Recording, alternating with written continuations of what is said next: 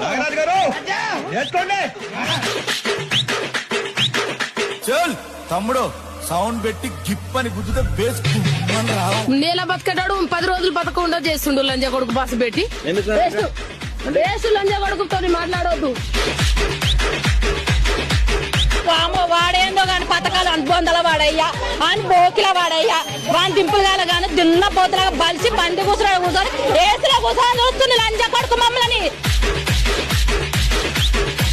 ఏం తెలిసిందా నాయన ఏం బట్ట గుడుస్తున్నాం మరి ప్రభుత్వం ఏంటి నంజ ప్రభుత్వం అయిందా రాని ఇక్కడ ఆ ప్రభుత్వం సంక్రాంతి పోయింది మట్ట గుడిసే పోయింది. ఇక అన్ని పోయినాయి. రైతు బంధు ఎక్కడ పోయినాయో ఓ రేవంత్ రైతు బంధు ఏదైనా బోసిడికే నీ కూతురా సులి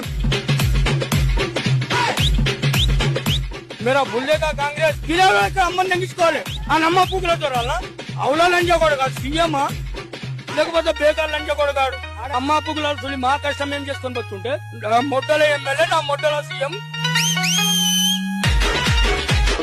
గుద్దలు పెట్టుకోమని చెప్పండి. గుద్దలు మలిచి పెట్టుకోమని చెప్పు.